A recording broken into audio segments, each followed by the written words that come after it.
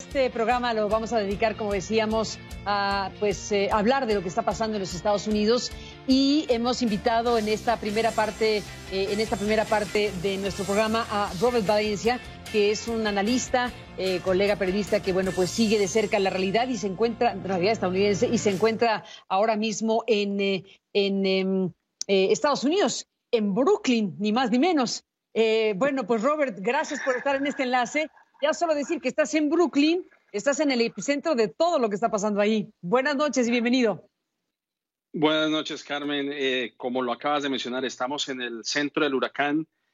Son, como diría Charles Dickens, son tiempos fascinantes, pero también son tiempos muy difíciles. Son tiempos en los cuales puede haber un cambio, pero en realidad las cosas pues no son fáciles aquí en Nueva York, lamentablemente, y en el país, por supuesto. Sin duda. Bueno, déjame te pongo a la mesa los elementos que ya algunos nos presentó Ione hace unos momentos. Estamos viendo, por ejemplo, estas declaraciones de Mark Esper del Pentágono, que se desmarca de Donald Trump respecto a la idea de utilizar a la Fuerza Armada para frenar o controlar las protestas por este acto violento de la policía que le quitó la vida a un afroamericano. Bueno, no es toda la Fuerza Armada, ni mucho menos, es una parte importante, sin duda, el Pentágono, pero ¿qué alcance tiene este planteamiento que hace Esper en un momento como este? Obviamente es un desmarcamiento de lo que ha dicho Trump y su interpretación de la Constitución y de la ley estadounidense, porque hay que recordar que que Donald Trump no es un presidente convencional en todo el sentido de la palabra. Ni siquiera se sabe cómo cómo él va a implementar lo que se conoce como la ley de insurrección, que viene desde los años 1800, incluso ya al final de la guerra civil. Y hay que recordar también que no es la primera vez que Donald Trump pretende hacer el uso militar para sus fines políticos. Recordemos que incluso se desplegaron tropas militares en la frontera con Estados Unidos y México, llegado el caso de que el presidente invoque el acta de insurrección, hay otra cláusula dentro de esa ley que se llama la cláusula posse comitatus, la cual frena la acción del presidente para utilizar la Fuerza Armada en contra de la población que está haciendo sus protestas pacíficas, independientemente del vandalismo y del saqueo de algunas personas que realmente no quieren unirse a las protestas legítimas para hacer un control de la brutalidad policial y de que se exijan reformas dentro de la policía. Así que el presidente puede decir algo y obviamente, siendo el presidente, tiene un megáfono supremamente importante, pero estamos hablando de que se puede mencionar algo más, llevarlo a la práctica o a la implementación o a la aplicación, como se quiera decir, pues ya estamos hablando de otro tema muy distinto, ¿no?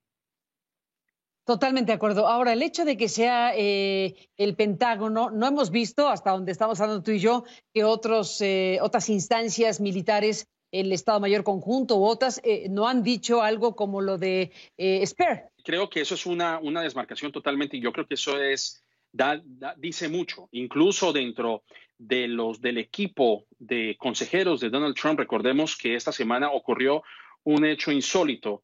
Él cruzó un parque desde la Casa Blanca hasta la iglesia de St. John para hacer su sesión de fotos sujetando una Biblia, y a medida que eso estaba ocurriendo, la policía militar comenzó a disuadir las protestas pacíficas, casualmente protestas pacíficas que son protegidas por la misma ley que él quiere aplicar, que es la protección de las protestas pacíficas, no ningún tipo de insurrección como es lo que él quiere ver.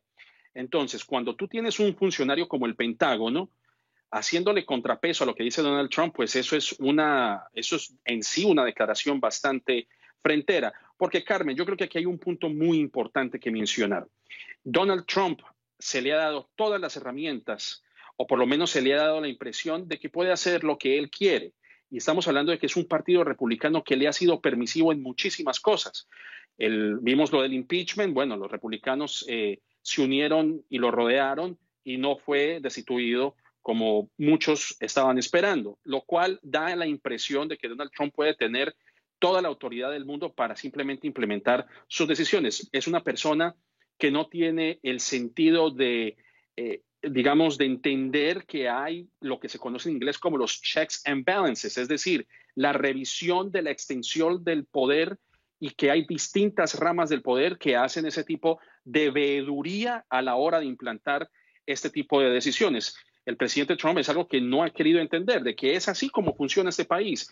Hay poderes del partido, del poder ejecutivo, valga la redundancia, pero hay otras partes de esta composición, de esta república, que hace que frene un poco o que se haga, como menciono, una veeduría del alcance que pueden tener esas decisiones y la interpretación de la ley que él tiene es muy distinta a lo que está consagrado en la Constitución. Bueno, no tenemos tantos minutos, lamentablemente habremos de seguir platicando, Robert Valencia, pero déjame, para cerrar este bloque contigo, preguntarte también sobre el alcance de las otras declaraciones, porque aquí hay un cruce de declaraciones tremendo. Vemos a Joe Mattis, que dice cosas muy fuertes. Por lo pronto plantea que la intención de Donald Trump es dividir al país, por un lado, y otros señalamientos que han también causado un revuelo bárbaro en las últimas horas. ¿Cómo has visto a Mattis? Bueno, me parece que fue una cachetada con guante blanco y unas revelaciones bastante interesantes, por decir no más. Pero fíjate una cosa, Carmen, que hay algo que me llama mucho la atención, que es algo que nosotros hemos visto en Latinoamérica, y es ver que los militares en aquel entonces, y me refiero al señor Mattis, a H.R. McMaster, que también fue un consejero dentro de la Casa Blanca, el señor John Kelly, que también fue en algún momento militar y que fue jefe de gabinete. Estas eran personas de corte castrense que mantenían controlado a Donald Trump como si se tratara de una junta militar. Pues obviamente estamos en un momento coyuntural de la historia en donde, como digo, esto no tiene parangón, en mi opinión. Estamos hablando de que no solamente estamos lidiando con las protestas frente a la muerte de George Floyd, estamos lidiando con una pandemia de más de 1.800.000 contagiados o casos, más de 100.000 muertes, una economía que está por el suelo, 40 millones de desempleados y un presidente que no tiene capacidad de maniobra y que está, como lo han dicho en algunas fuentes, escondido en su búnker en la Casa Blanca, lanzando mensajes incendiarios por Twitter. Y pues estaremos en contacto, Robert Valencia. Gracias por estar aquí y contribuir con el análisis. Seguiremos en contacto y hasta la próxima. Hasta luego, Carmen. Muchísimas gracias. Gracias. Saludos a Brooklyn, allá en los Estados Unidos. Y bueno.